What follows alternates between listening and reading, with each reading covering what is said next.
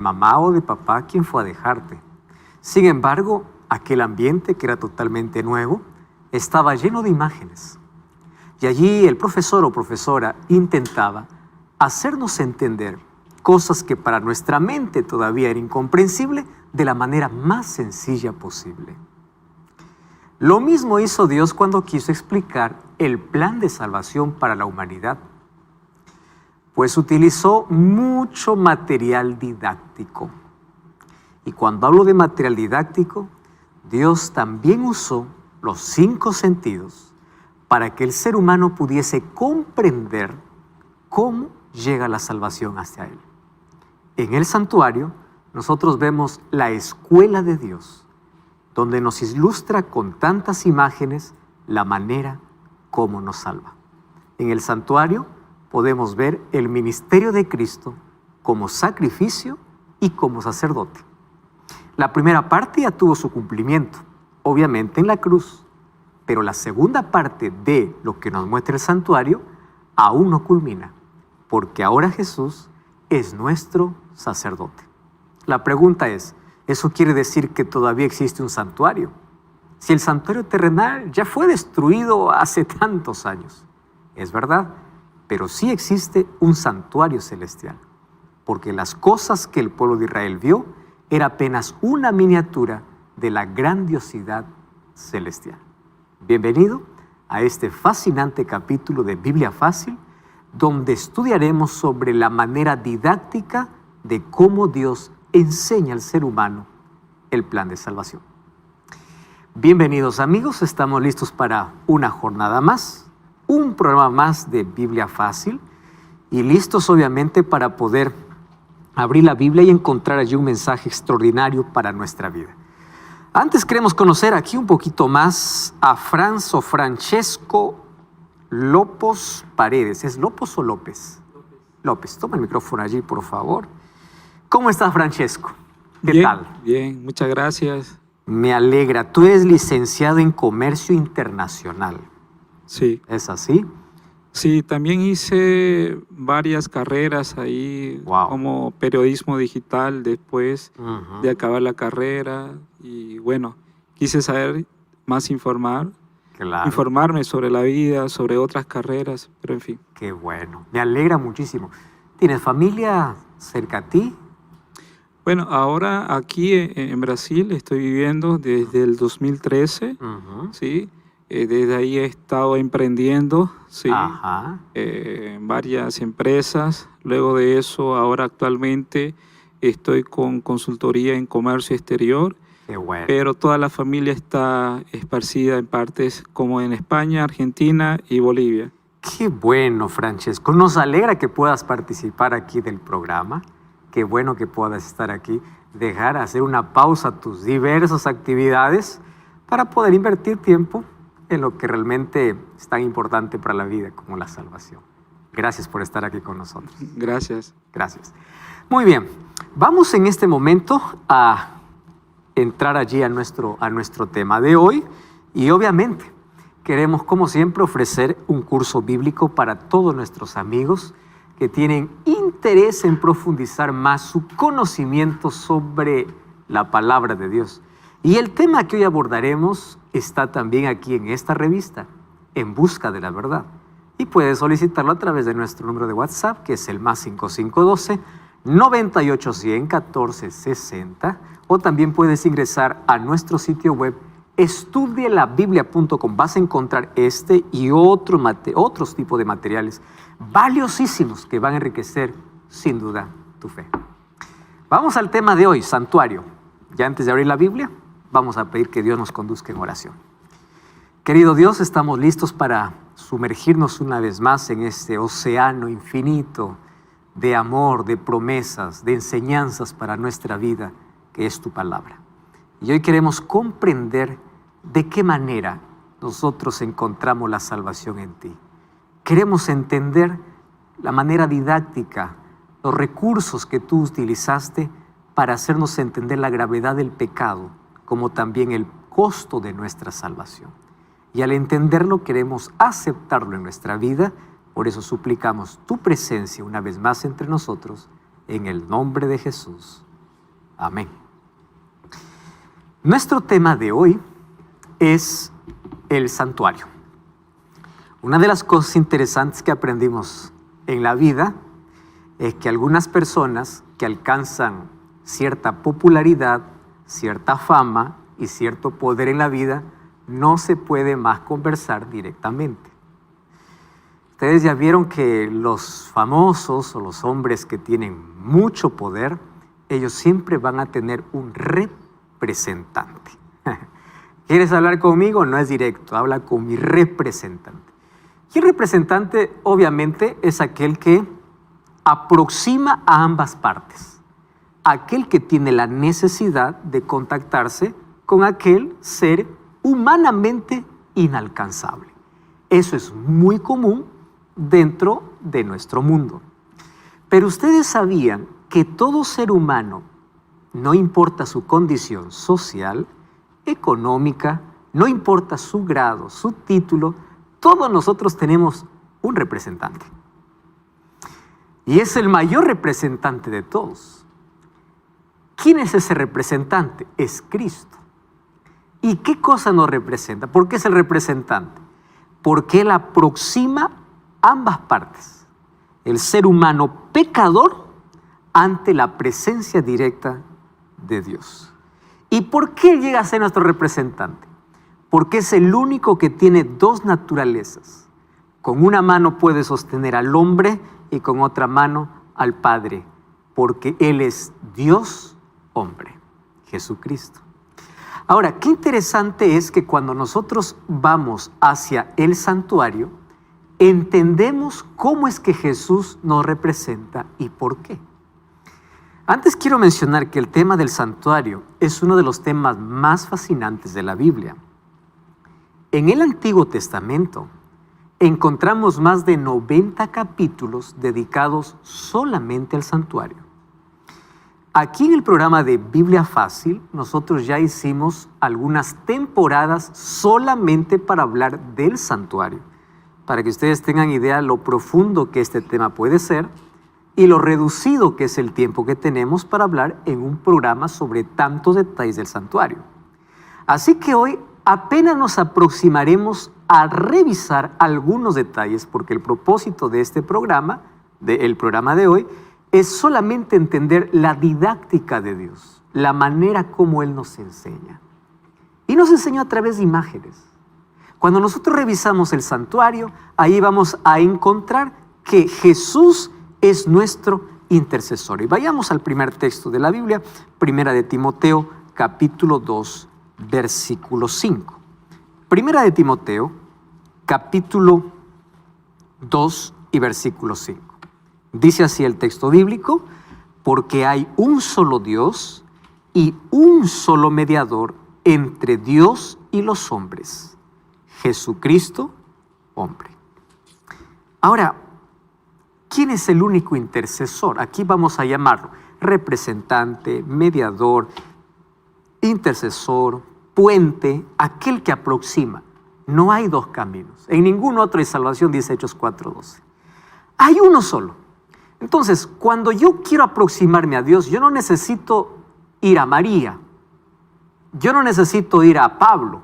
Yo no necesito ir a Juan. Yo no necesito ningún otro intercesor humano. Y aquí quiero hablarte para ti, que estás allí del otro lado. Probablemente tú en la vida sentiste que eres tan indigno para aproximarte de Dios. Porque Satanás, cuando nos embarra con el pecado, nos dice: tú eres tan sucio que Dios te desecha, Dios se aparta de ti. Es una de las mayores mentiras que Satanás coloca en la mente, no está en la Biblia. Entonces el ser humano dice así: yo no puedo acercarme a Dios, yo quiero que usted ore por mí. Y quiero que me preste atención aquí lo que te voy a decir. Yo puedo orar por ti, yo puedo orar, pero eso no significa que Dios a ti no te quiere escuchar. No quiero que tú transfieras tu relación con Dios a otra persona. Una razón: porque yo también soy igual de pecador que tú. Yo también necesito de la gracia de Dios igual que tú. Y Dios quiere escucharte a ti. No es que yo soy indigno. Yo también soy indigno. Cuando nosotros vemos que otra persona puede orar por nosotros, estamos mal. Porque el único que intercede por nosotros es Cristo. Ahora, yo puedo orar por ti, pero tú puedes decir, yo voy a estar orando y quiero que me acompañe, que me ayude, que juntos podamos orar. Correcto. Pero que otro lo haga por ti, eso no es correcto. Porque es la misma idea de poder ir a buscar otro intermediario. Yo voy a Pablo para que Pablo interceda. Pablo no está intercediendo. Cuando escribió la carta a Timoteo, según de Timoteo capítulo 4, le dice a Timoteo, yo estoy listo para morir, he peleado la batalla, he acabado la carrera, he guardado la fe, por lo cual me queda la corona de justicia, la cual me dará el Señor en aquel día. Está hablando de la venida de Jesús. Él no dice, mira Timoteo, yo voy al cielo y de allí voy a interceder. No, no hay ningún intercesor en el cielo. No hay nadie que pueda colocarse en lugar de Cristo, pero Satanás ha colocado diversos caminos. Alguien que se coloque en lugar de Jesús, porque lo que quiere Satanás es quitar a Cristo como nuestro mediador y colocar hombres, mujeres, santos, intermediarios, intercesores, cuando nosotros podemos aproximarnos directamente ante el trono de la gracia a través de ¿quién? De Jesucristo. Entonces no necesitamos otro intermedio, no necesitamos otro intercesor, un solo mediador, Cristo. ¿Cómo lo entendemos en esto dentro del plan del santuario? Cuando nosotros analizamos el santuario, vamos a ver que habían por lo menos dos cosas que Dios quería mostrar al ser humano. En primer lugar, todos los muebles, las fiestas y los sacrificios que se hacían representaban a la muerte de Jesús. Pero por otro lado, también quería mostrar que el hecho de que exista sacerdotes en el santuario mostraría un segundo ministerio de Cristo, el ministerio de intercesión. A ver, voy a ilustrar aquí de la siguiente manera.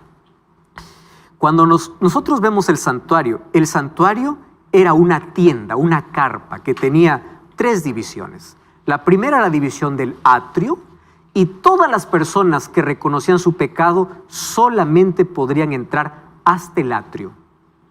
Quien entraba al segundo compartimento, que era el lugar santo, era solamente el sacerdote. Y quien entraba al último compartimento, que es el lugar santísimo, solo entraba el sumo sacerdote una vez al año. Entonces, todo lo que el pecador podía hacer es entrar ¿hasta dónde? Hasta el atrio. Ahí ofrecía su ofrenda, ahí se ofrecía el sacrificio, pero quien intercedía, quien llevaba la sangre para el santuario, era el sacerdote.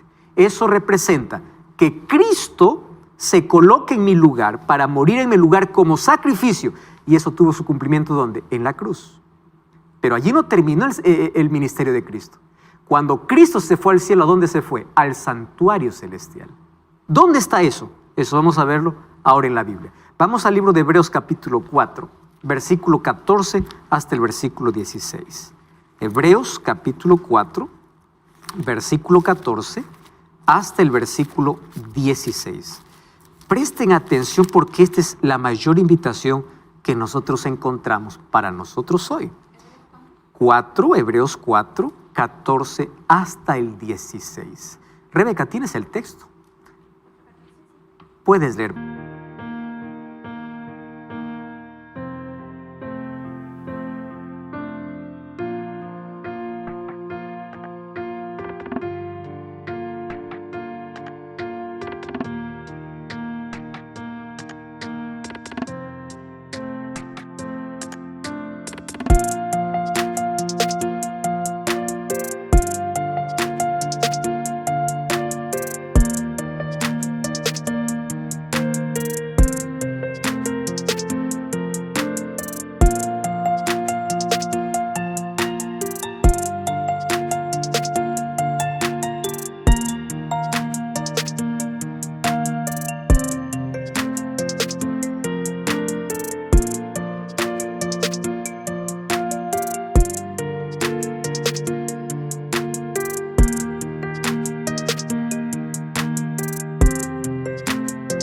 Por favor.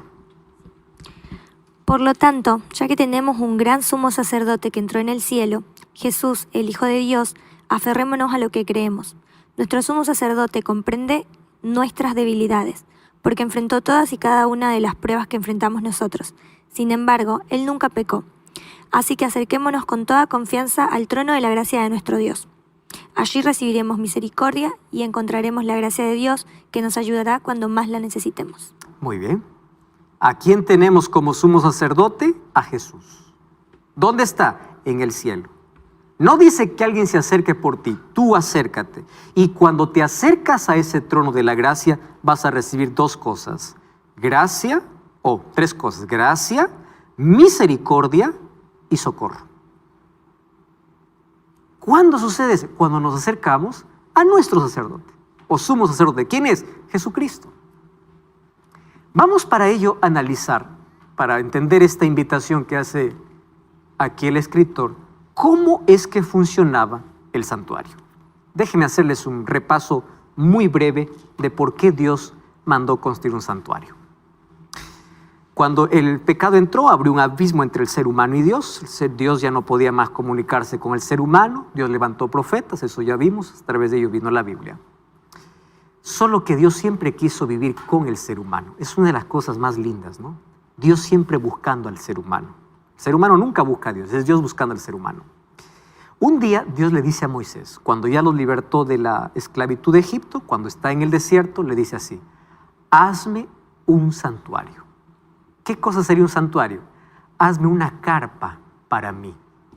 Porque todas las tribus, todos los que estaban en el desierto, estaban en sus carpas.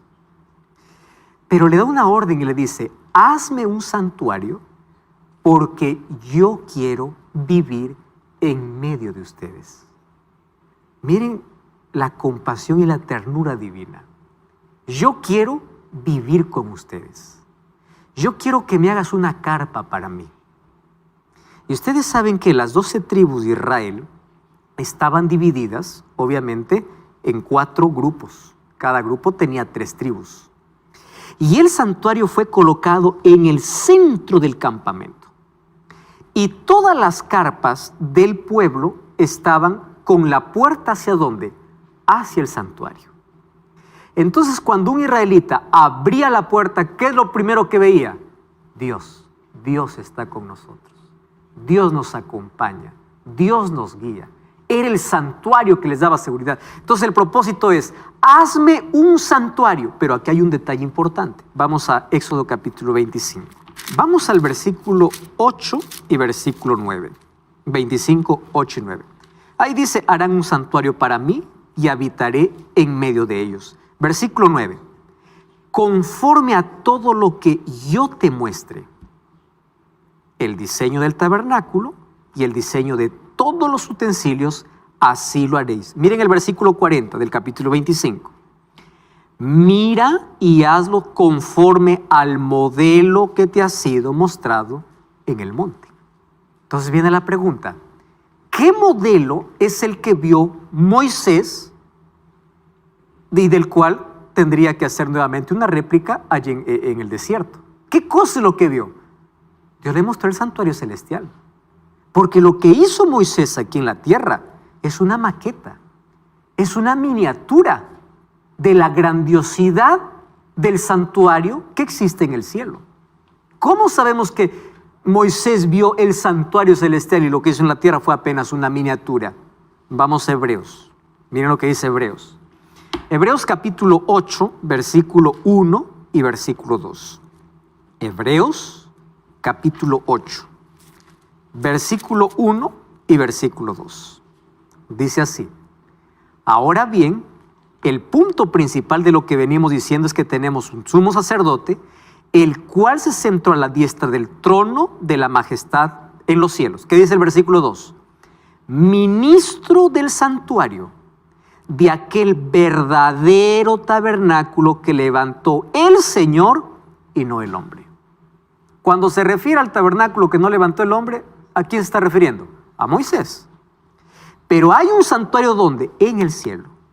Y cuando Jesús fue al cielo después de su resurrección, ¿a dónde entró? A ese santuario. Entonces, lo que vio Moisés allí en el desierto y le dice, hazlo como yo te he mostrado. ¿Qué cosa fue? La majestuosidad del santuario celestial. Pero lo que él hizo fue apenas una réplica de manera didáctica para enseñar al pueblo el mensaje de salvación. Ahora, el santuario es uno de los temas más importantes desde el Antiguo Testamento. Nosotros encontramos que la vida del pueblo de Israel estaba en base al santuario. ¿Ustedes sabían que más de 90 días al año los israelitas pasaban dentro del santuario? 3 meses, literal, en todo el año. ¿Ustedes saben cuántas personas trabajaban en el santuario? Jueces, porteros, cuidadores, contando con levitas, cantores, 38,000 personas. Y el santuario era una estructura movible.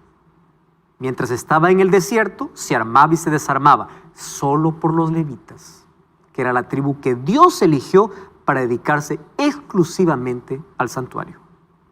Así que el santuario era el centro de la vida, porque allí tendrían que aprender cómo es que se salva el hombre. Y a través de esta imagen yo quiero mostrar 2 cosas interesantes que Dios quería mostrar a través del santuario. Dios manda a establecer un sistema de sacrificios.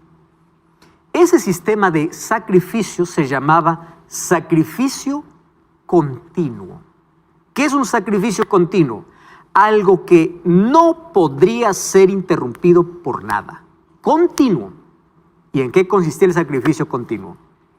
Los sacerdotes todos los días tenían que hacer 2 sacrificios a favor del pueblo. El sacrificio matutino y el sacrificio vespertino. El sacrificio matutino sucedía a las 9 de la mañana. El sacerdote tomaba corderos, los degollaba y los colocaba sobre el altar. Y sobre el altar era quemado, la sangre era derramada y el cordero era quemado. Todos los días. No había un solo día que los israelitas no puedan oler ese olor a carne quemada, ver ese humo que sube al cielo y ver la sangre que se derrama sobre el altar.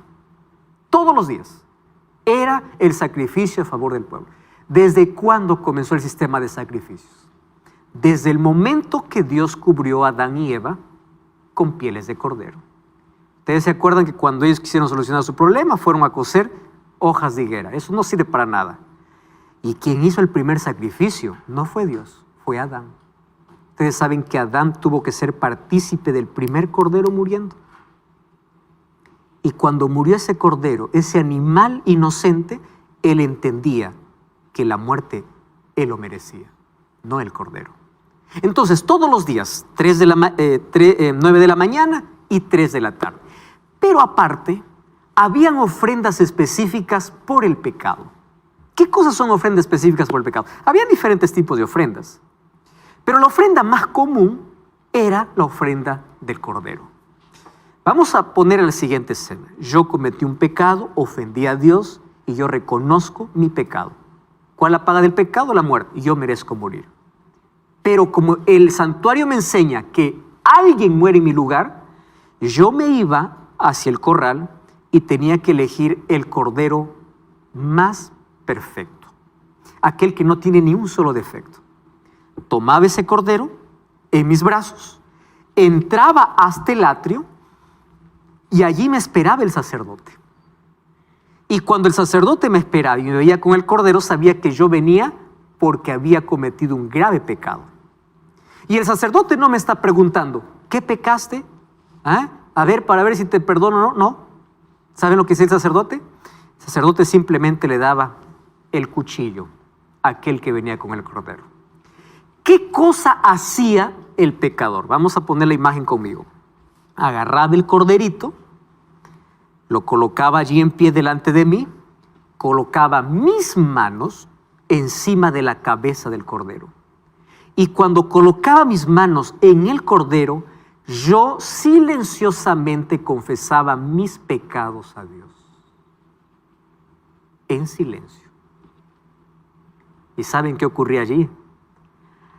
Mi pecado era transferido es la transferencia, bajo este simbolismo, al Cordero.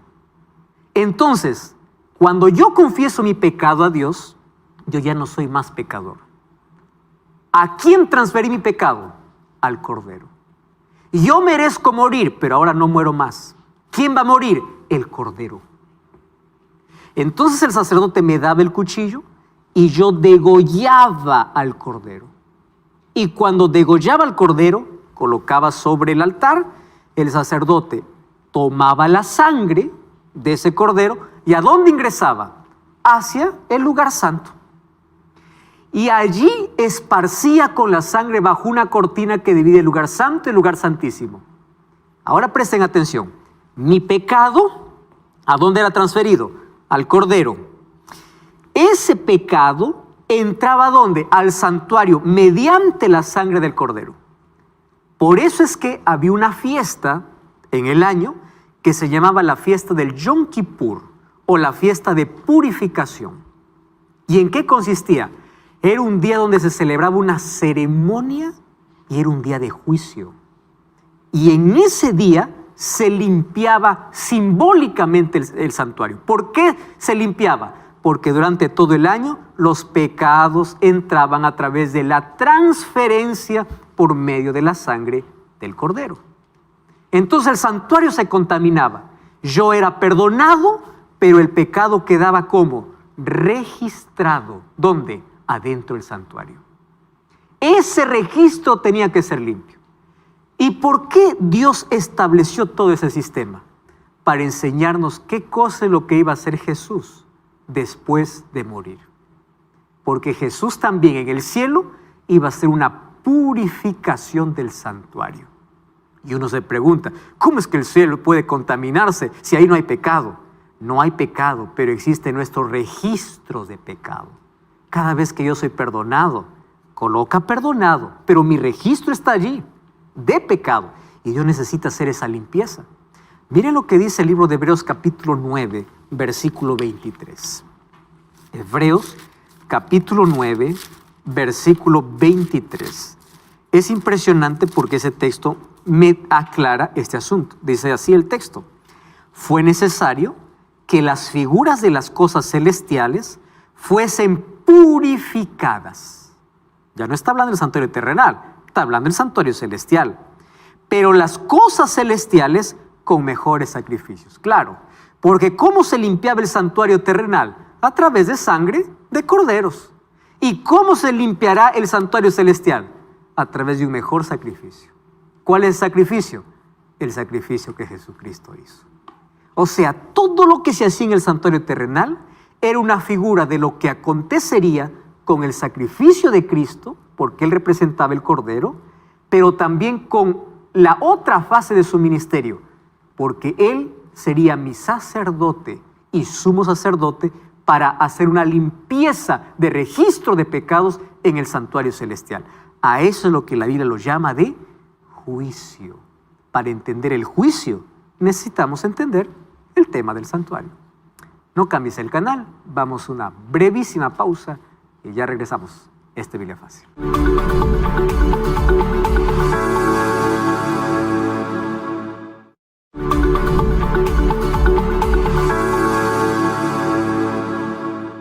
Muy bien, aquí continuamos entonces viendo el tema sobre el santuario. Y hablando del santuario, queremos encontrar o ver un poquito la estructura de cómo era el santuario. Antes, Valeria tiene una pregunta.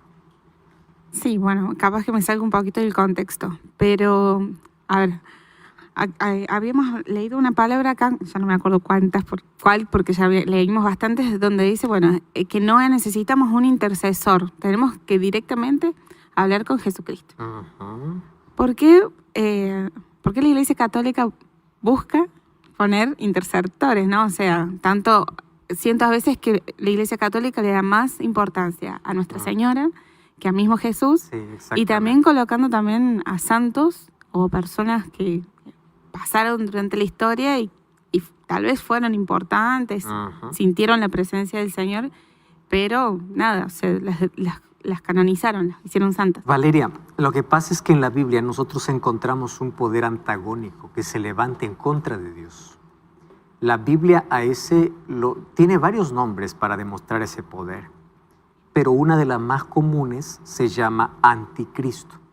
¿Qué es anticristo? Aquel que se quiere colocar en lugar de Cristo. Por eso es que hoy encontramos un sacerdote donde tú puedes confesar tus pecados para que por medio de él recibas el perdón. Podemos encontrar intermediarios como los diversos santos, por más virtuosos y una vida digna que hayan vivido, no son intercesores. Entonces, lo que pasa es que a través de la historia, varias tradiciones paganas fueron introducidas dentro del mundo cristiano. Y es allí donde, obviamente, hasta ahora se conserva. Hubieron otras cosas peores. La venta de indulgencias, que era la venta del perdón. Tú me pagas algo y yo te doy por adelantado el perdón. Peca lo que quieras, pero primero plata. Se llegó a vender el perdón en el tiempo de la Edad Media. O sea, cosas así para sacar el sacrificio de Cristo y para sacar a Cristo como el intercesor. ¿De dónde viene todo eso? Pues Satanás está detrás de todo eso, porque él no quiere que vayas a Jesús. Quiere que vayas a cualquier otro lugar menos a Cristo, porque aquel que va a Cristo encuentra salvación. Entonces, lamentablemente, es la razón. Ahora, vamos allí a encontrar que en la estructura que tenía el santuario, era interesante ver la manera como Dios manda construir a Moisés, porque Dios le explica cuáles serían las medidas, los materiales y los muebles que éste tendría. Ya dijimos que los sacrificios se realizaban en el atrio, pero luego había un segundo compartimento que era el lugar santo. Y en el lugar santo habían 3 muebles. Había un candelabro de oro, había una mesa con 12 panes y había otro altar, que era el altar de incienso. Todo esto tenía una representación simbólica de Cristo. Aquí el candelabro de oro, ya el Espíritu Santo.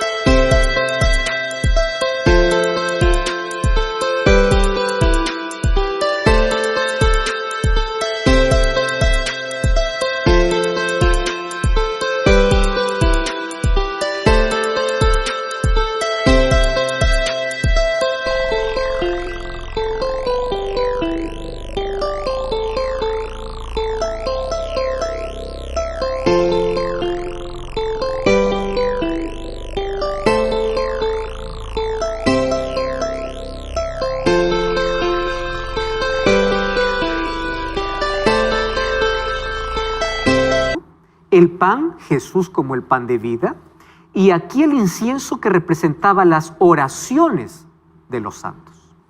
Luego tenemos otro compartimento que era el lugar santísimo, donde ingresaba solamente el sumo sacerdote una vez por año y donde había un solo elemento. Era el arca del pacto, el arca de la proposición. Esta tenía una tapa, todo era de oro. Y al pie de la tapa, en esa caja, había la vara de Aarón que floreció, un poco de maná y la ley de Dios. La ley que Dios entregó a Moisés. ¿Dónde colocó su ley? Dentro del arca. ¿Dónde estaba? En el lugar santísimo. Pero esto nos enseña el camino de salvación. ¿Cuál es el camino de salvación? Miren acá. Aquí está una maqueta de lo que sería el santuario. Cuando alguien entraba para el santuario, lo primero que encontraba era 2 muebles. Un mueble que es el agua donde los sacerdotes se lavaban las manos y el otro mueble que era el altar. Todo esto representaba ¿qué cosa? Representaba a Jesús. Jesús es el agua que purifica y Jesús es el sacrificio. ¿Dónde está el sacrificio de Cristo? En el atrio. En la primera parte del santuario. Pero también esta agua puede representar el bautismo. Miren, cuando una persona viene de afuera para el santuario, vamos a decir, para formar parte del pueblo de Dios, de la familia de Dios, ¿qué es lo primero por donde tiene que pasar? por el sacrificio. ¿Qué significa esto? Nadie puede entrar al santuario sin primero haber aceptado, ¿qué cosa? El sacrificio de Cristo. Por eso es que nadie puede ser cristiano, nadie puede emprender una vida, un camino hacia el cielo sin aceptar el sacrificio de Jesús.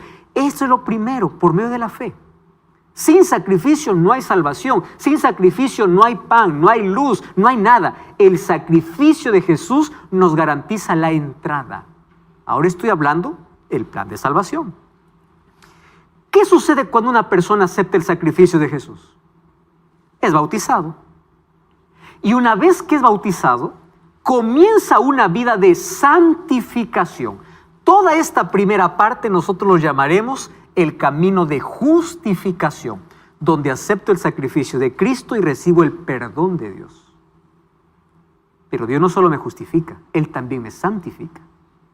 ¿Qué sucede después de mi bautismo? Yo tengo que entrar ¿a dónde? Al lugar santo. ¿Y qué cosa en el lugar santo? Una vida de comunión. ¿Qué cosa tengo que consumir? El pan de vida que representa a Cristo. ¿Qué cosa tengo que pedir? El Espíritu Santo que me guía. ¿Qué cosa tengo que hacer? Orar constantemente. Si ustedes aquí se dan cuenta, hay 3 elementos: oración, palabra de Dios y el Espíritu Santo. Esa es una vida ¿de qué? De santificación. Y esto es continuo. Pero una vez que el cristiano vive bajo estos símbolos en su vida, ¿qué cosa? ¿A dónde se dirige? ¿Qué cosa es lo que tiene que hacer después? Entrar directamente a la presencia de Dios, que es el lugar santísimo. ¿Y qué cosa está en el lugar santísimo? La ley de Dios. Presten atención aquí. Cuando Satanás dice que la ley no existe, te está rompiendo todo el proceso, todo el camino que tienes que transitar. La ley de Dios no está en la puerta, no está en el lugar santo. ¿Dónde está? En el lugar santísimo. Es decir, aquellos que llegan a la presencia de Dios y van a morar con Él eternamente son aquellos que aceptaron su gobierno. ¿Y cómo se acepta el gobierno? Aceptando su voluntad. ¿A través de qué? De su ley. Presten atención. Aquí somos salvos por la gracia de Dios, a través del sacrificio. Esa gracia nos va transformando hasta que llegamos finalmente ¿a dónde? A la presencia de Dios. Y si ustedes ven, ¿qué cosa se armaba en todo este santuario? Era una cruz. Aquí encontramos los primeros 2 objetos o elementos. A los costados estaba el candelabro y el pan sin levadura. Y en la parte final, ¿qué cosa estaba? Estaba el arca del pacto junto o con la ley de Dios. Este es el camino de salvación. Ahí ustedes pueden notar una cruz, y esto me indica que en la vida cristiana debe haber justificación, santificación y glorificación. Este es el camino. ¿Cuál es el camino? Cristo. ¿Recuerdan a Jesús diciendo, yo soy el camino, la verdad y la vida? ¿Cómo entro al camino? Aceptando su sacrificio. ¿Qué cosa es la verdad? Cuando Jesús dijo, yo soy la verdad, quiere decir que vivas la verdad a través de la oración, a través de la palabra, a través del Espíritu Santo, para que luego puedas tener la vida eterna.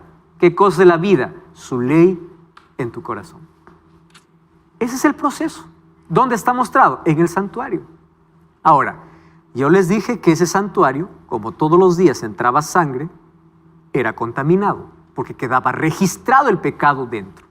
Y para ello, el sumo sacerdote hacía una ceremonia especial cada año, y era fijo, el 10º día del 7º mes.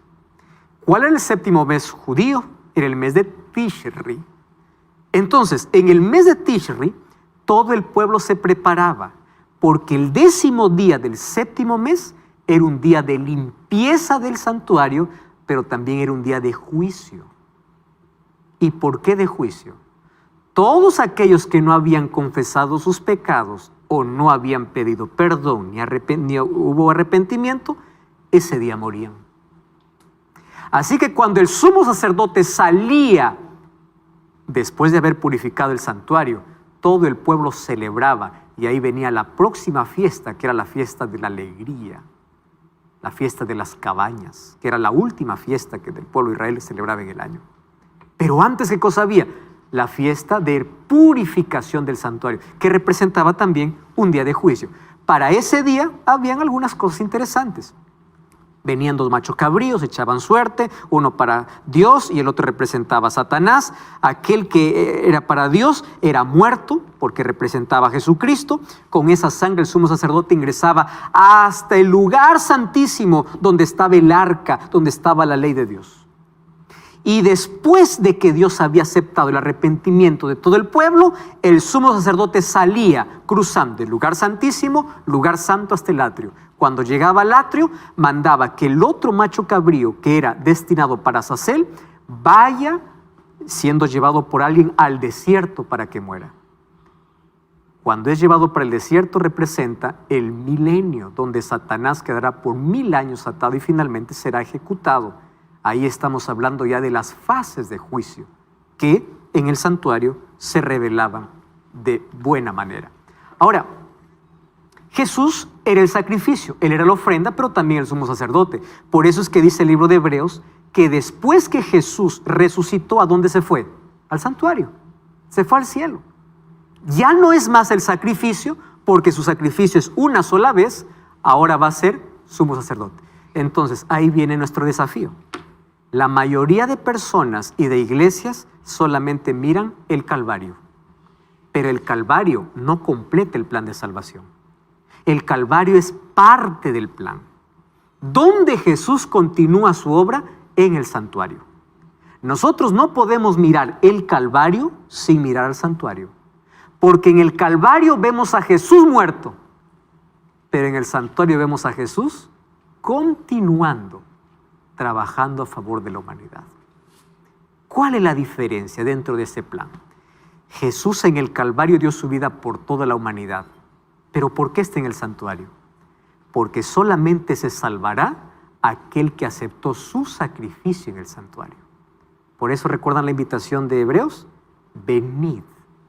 ¿A quién? A nuestro sumo sacerdote. ¿Qué vamos a encontrar? Gracia, misericordia y oportuno socorro. ¿Por qué? Porque la sangre de Jesús no funciona de manera automática. La sangre de Jesús tiene que ser aplicada.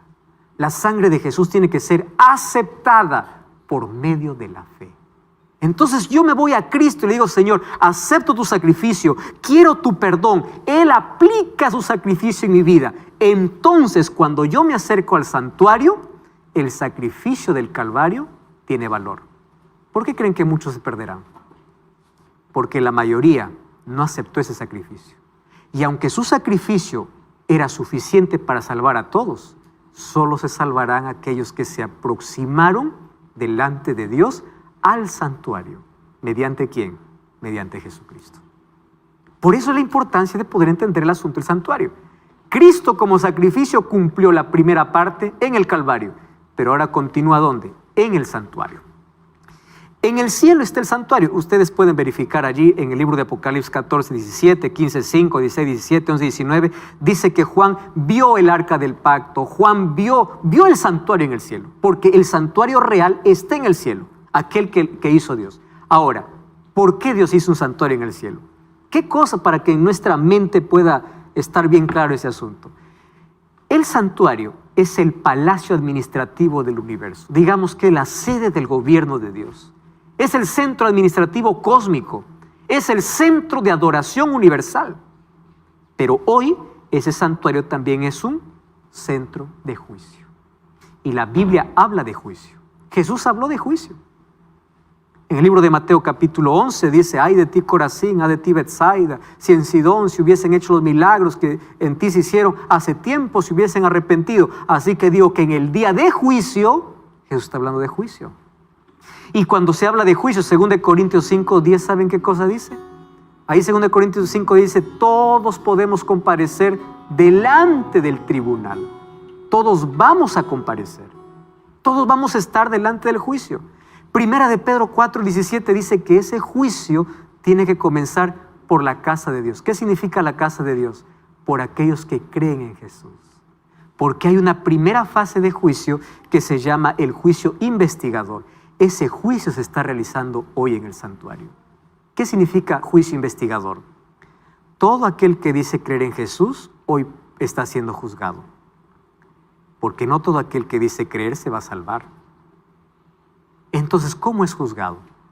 ¿Saben que el juicio para nosotros es buena noticia? ¿Por qué es buena noticia? Romanos 8:1 dice, ninguna condenación hay para los que están en Cristo Jesús. Porque Él es mi abogado. Si uno vive aferrado a Cristo, uno va a pasar el juicio. Porque Cristo coloca sus méritos en nuestra vida.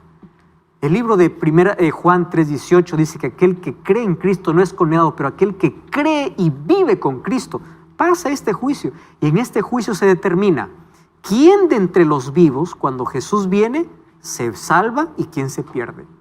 En este juicio se determina quién de entre los muertos resucita y quién no resucita. En este juicio se determina la salvación. Y aquel que hoy es nuestro abogado, finalmente dará la sentencia, porque Él mismo será nuestro juez, Jesucristo. Ahora, qué interesante que cuando se determine, entonces vendrá Jesús para llevar a su pueblo. Apocalipsis 14:7 dice así, temed a Dios y dadle gloria, porque la hora de su juicio ha llegado. Adorad a aquel que hizo el cielo y la tierra, el mar y las fuentes de las aguas. ¿Y saben qué dice Eclesiastés 12:13? Dice, el fin de todo el discurso oído es este. Teme a Dios y guarda sus mandamientos, porque esto es el todo del hombre. Porque Dios traerá toda obra